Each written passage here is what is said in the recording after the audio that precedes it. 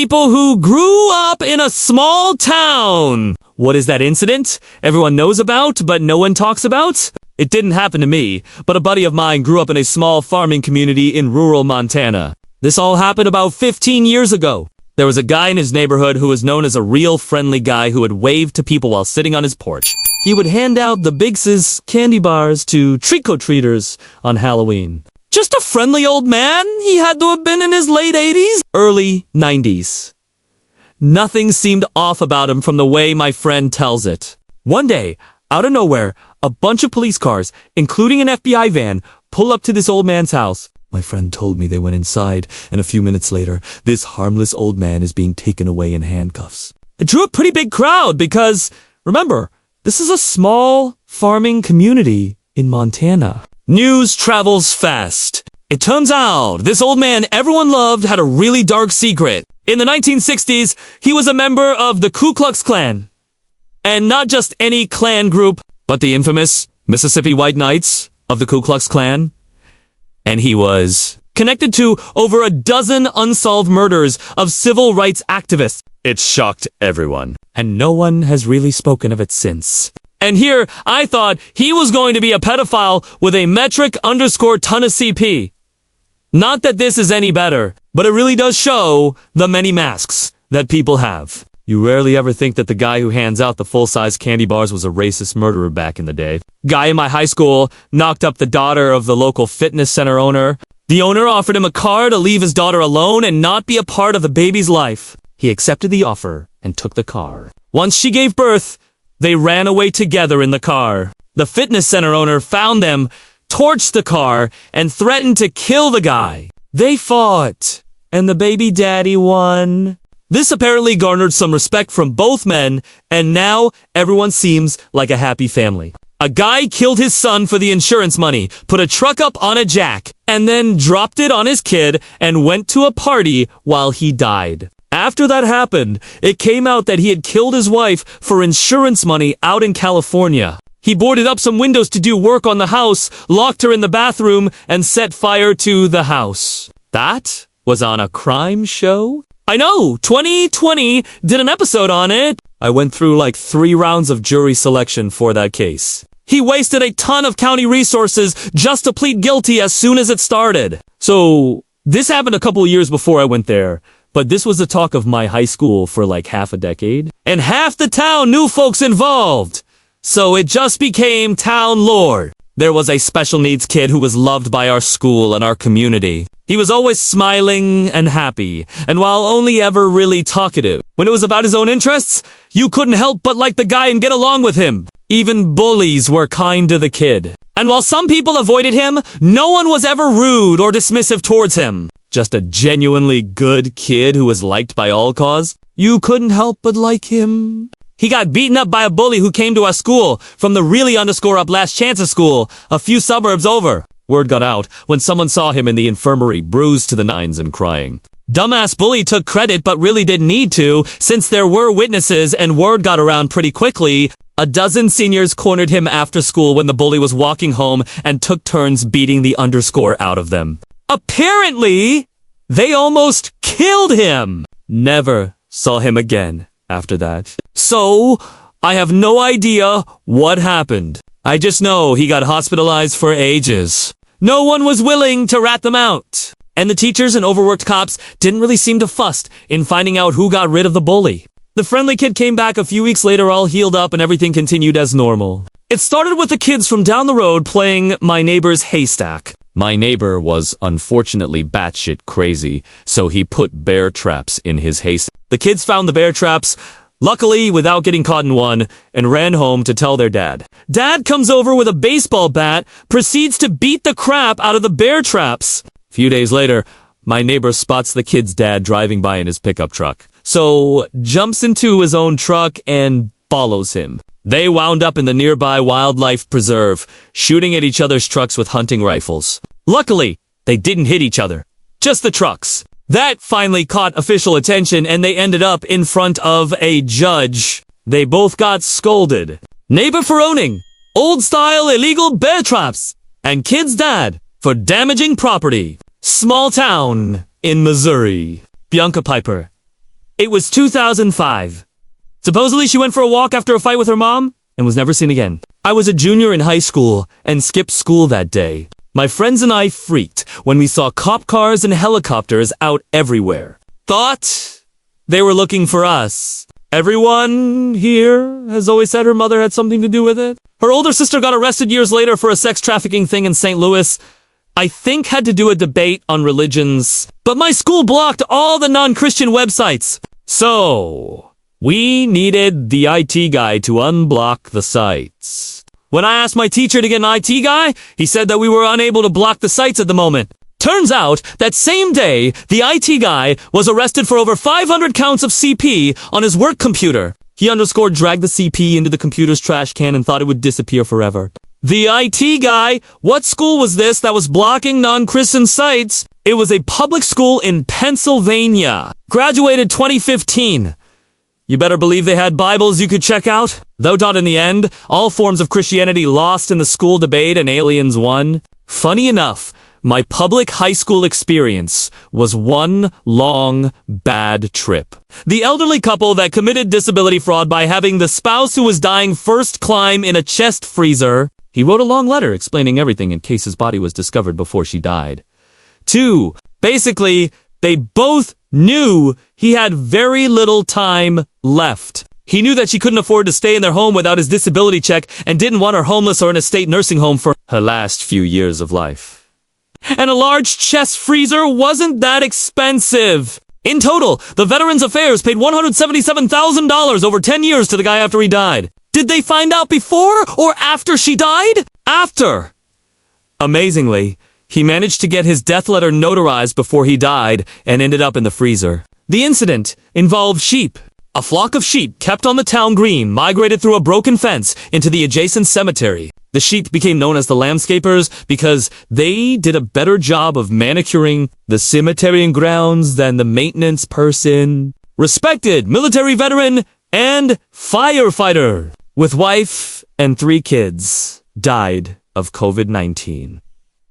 Anyone who's anyone knows he actually died overdosing on pain pills prescribed legitimately to his wife while drinking in full view of the kids. It wasn't a deliberate attempt. It was a manipulative bid for pity after his wife caught him cheating with a teenager and told him that same night she'd be taking the kids and filing for divorce. Apparently, the manner in which she caught them cheating was also some sort of highly irregular sex act. On top of it all, a little over 30 years ago, the police and fire departments played in a charity basketball game that raised funds for DARE.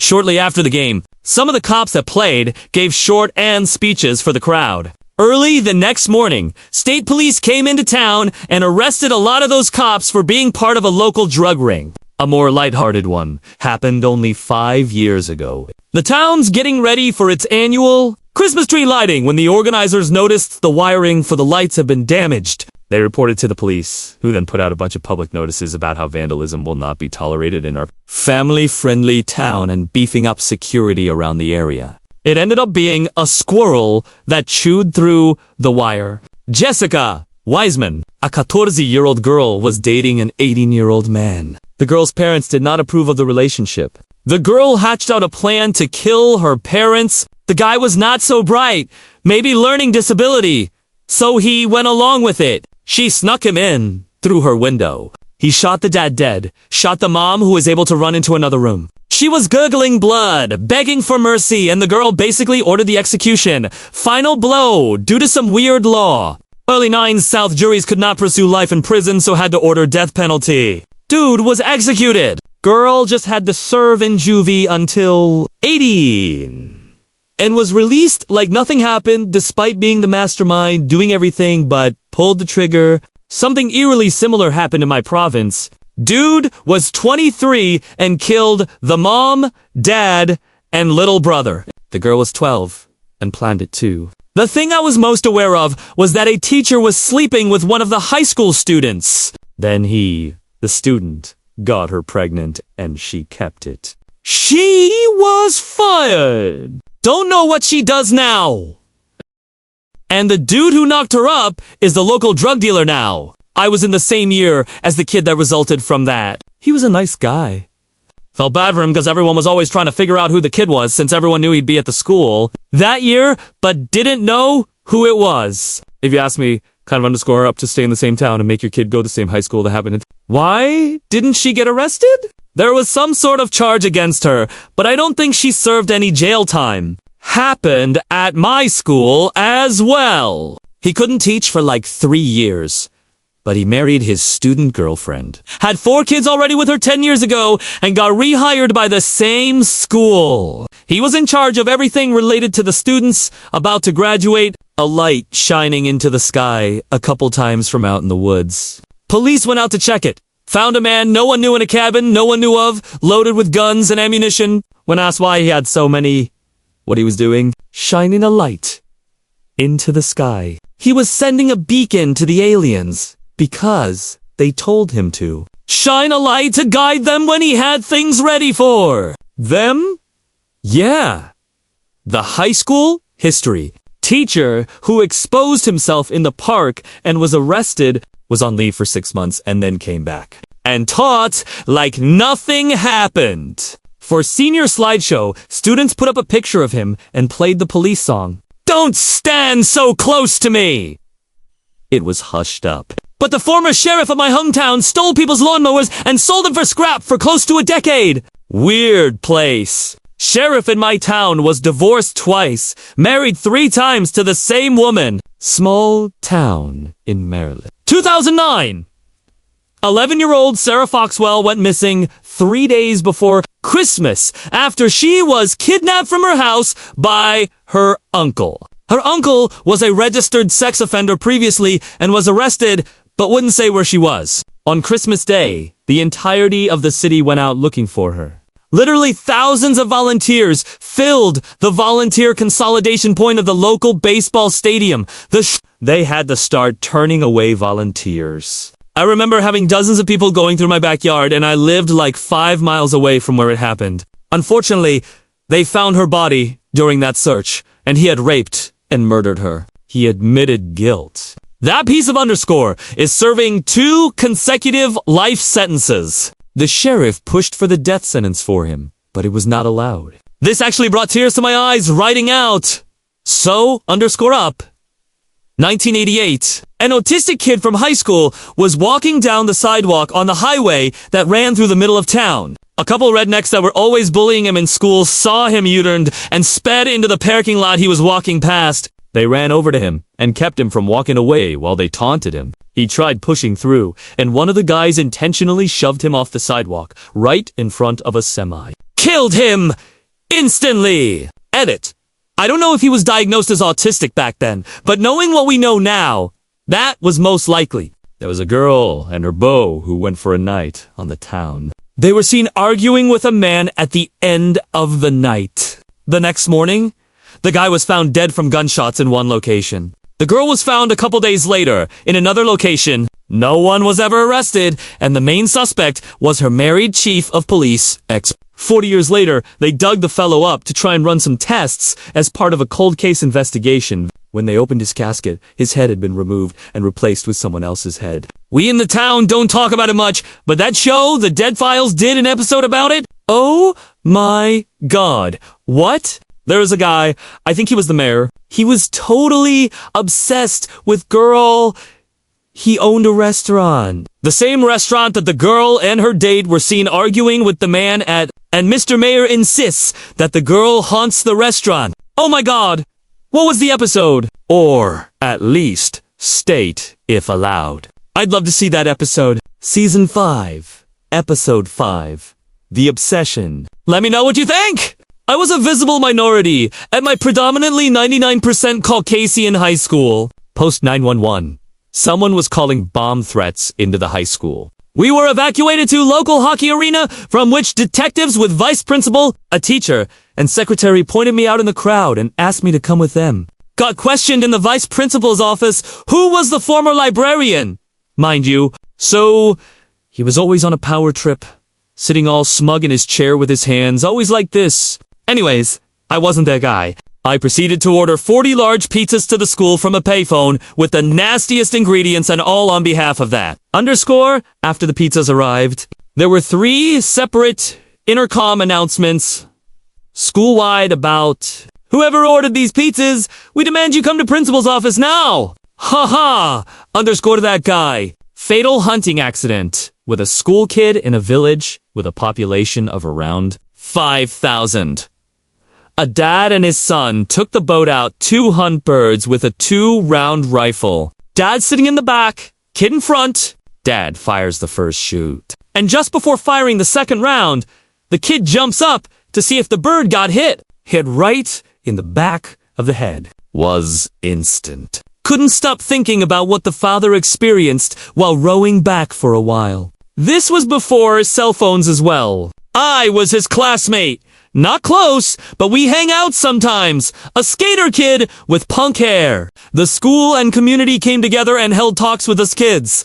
So that was a light during that time. Now, it's decades ago, so I don't think it counts as a common story. But I don't live there anymore, so can't say. Teacher grooms and grapes, teenager at high school gets caught by off-duty cop who is suspicious. A young woman who is obviously not his wife or daughter is going into teacher's house. Cop and teacher were neighbors. Guy gets tried, goes to jail. Girl gets huge settlement from school district like $3.5 million thereabouts. Teacher gets out of jail. Teacher now lives in nice lakeside house with aforementioned student he groomed courtesy of the payout of his former employer. What a fantastically happy ending. The hobby magician who killed his wife, disemboweled her in the bathtub, cut her head off, and put it into a plastic bag and fled to Sula, Sweden. Stupidly, he had apparently raved about, so the police checked for him there first. Wild but true story. In a village of 2,000 inhabitants in Switzerland. Wife of sheriff's deputy was cheating on him with the guy. Guy ends up dead of a shotgun shot to the head. Sheriff's deputy is somehow first on scene. Sheriff's department rules it. A shotgun that guy supposedly shot himself with was never found. Well, obviously it was never found. It had to be put back in the police car, or he'd have had to pay for a new one. Obviously. I'm just really impressed that the dead guy managed to shoot himself in the head with a shotgun, and then hide the gun after he died. Some serious zombie acrobatics. The old investigating ourselves. In my small town, the cops shot someone, and then when the car dash cam was requested, the cops were like, yeah, you can have those. But the audio didn't work on this video. And also, most of what happens off-screen. Isn't that weird? So, nobody was really any further ahead. Then, the local law enforcement, full of openness and honesty, invited the state police in like 10 days later. For anybody who doesn't know much about these sorts of situations, a small-town prosecutor looking into small-town law enforcement, conflict. You should be inviting state police in basically immediately, not 10 days later. So, state police came in 10 days later and we're all, there are so many problems with conflicts. Evidence. Handling. Evidence. Questioning of law enforcement that we cannot genuinely do our job because we don't have an untampered set of information. So, eventually, the family settled a lawsuit which is believed to be multi-millions of dollars. And the cop who shot the person left the agency. The cop was also involved in at least 2 other lawsuits, one of which involved me. Hey! But the cop got hired in another place nearby. One day I said some stuff about this on Reddit and someone responded to me saying, "Wonder what they're doing now." So I looked the cop up and he had just recently been involved in a controversy involving another cop drunk, driving on the job and this cop making efforts to assist in covering it up. What a guy! And somehow still not viewed as a liability by police agencies. This is a series of incidents everyone knows about in my hometown and everyone does talk about, but it's just too good not to share. Background first. This is a story about a small Australian coastal town called Wingham. It has between 1 or 2 pubs on average. That's a whole other story. At the time of this story, it was 2. It also hosts an annual rodeo and a local football team. So, when the rodeo is in town, all the cowboys all drink in the top pub. The top pub is a well-maintained traditional wood and stone country pub and is quite popular with let's call them, the town's relatively elegant drinkers. The bottom pub, on the other hand, is an older timberin heritage listed building, and it's usually not kept in good condition. That's where the footballers drink cheap drinks, much rougher crowd. And one year, a couple of the footballers decide to exit the bottom pub, saunter across the town park, enter the top pub, and loudly declare, "Anyone who wears a 10-gon hat takes it up the arse!" They promptly got their own asses handed to them. So the next year, the entire football team saunters across the park and kicks the butt of everyone in the top pub. The third year, all the rodeo people went to the bottom pub and beat up everyone in there. The fourth year, both groups unexpectedly encountered each other in the middle of the park. Halfway, years 5 and 6. Well, let's say the pub park brawl was starting to look like a tradition. And both groups brought extra people from out of town. Year 7. The local police called in extra officers from the nearby cities of Terry, Forrester, and Port Macquarie. And they were waiting with paddy wagons. Lock-up vans for the two groups who showed up and proceeded to fight with each other, and the police took about 2 more years for the police to finally stamp it out. And the 9th and last year, they did it by preemptively arresting as many of the footballers as they could in a massive drink-driving sting a week before the rodeo and threatening. The rodeo people, the instant they arrived in town with severe prison time if they so much as blinked at the bottom pub. So, yeah, my hometown.